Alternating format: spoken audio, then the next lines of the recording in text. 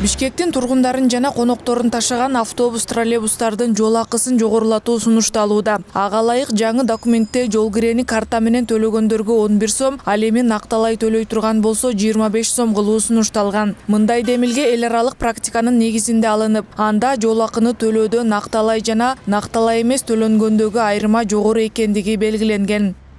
Биздин жарандарыбыз карта колдонбойм, же болбосо мындай приложенияларды албайм, өзүм эле акчаны төлөп коем дегендер макул төлөй берсин. 25 сом төлөсө, аларга мындай ыңгайлуу болсо төлөй берсин. Бирок андай өтө азыраак случайлар болот, себеби 11 сом менен 25 сомдун айырмасы өтө чоң да.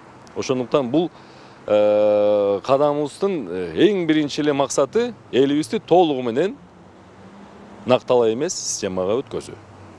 Муну менен бара-бара накталай төлөөгө бөгөт коюларын белгиледи. Мэрия накталай эмес төлөө үчүн берилген тулпар картасын алгач 30 сомдон сатса, 1-октябрдан тарта 50 сом болгон. Ага каалаган суммадагы каражат салып 11 сомдон төлөп турса болот. Бүгүнкү күнгө чейин көк түстөгү картадан 200 миң сатылса, жеңилдетилген категорияга берилген кызыл түстөгү картанын 90% таратылган. Ал эми окуучулар үчүн жашыл түстөгү картанын 13 миңи берилип таратуу уланууда.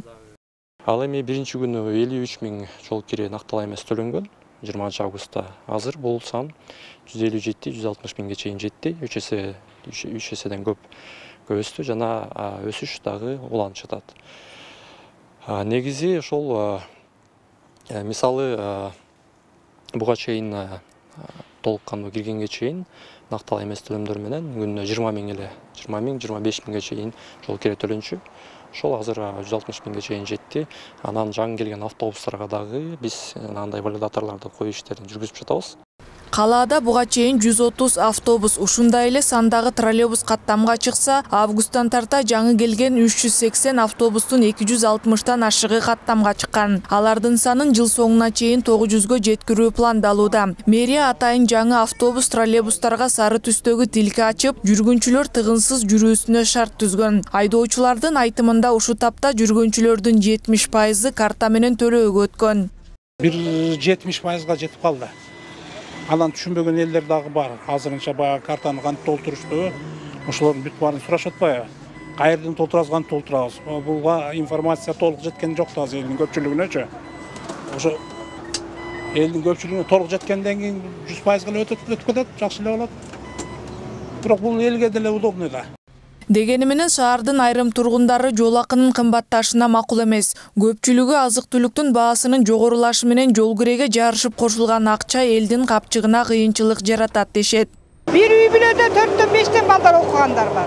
Например, жумушсуздуктар бар отурган, инвалидтери бар, семьялар бар.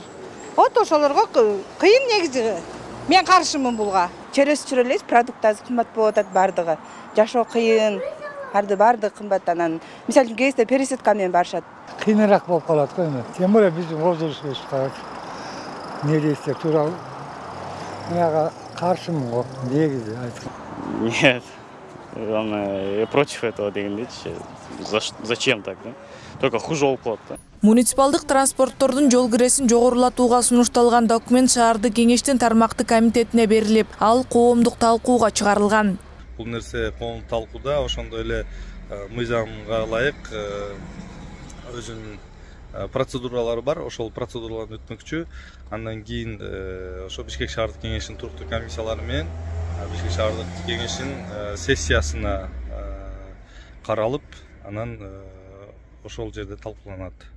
Ал эми бүгүн мэрия калаадагы коомдук транспорттогу жол кирени 20 сомго чейин көтөрүүнү сунуштаган токтомун жарыялады. Расмий сайтка жайгаштырылган маалыматтагы сумма каттамга чыккан транспорттардын баардык түрүнө деп көрсөтүлгөн. Мындай кадамга күйүүчү майдын кымбатташы, айдоочулардын айлыгынын аздыгы жана кадрдын жетишсиздиги белгиленген.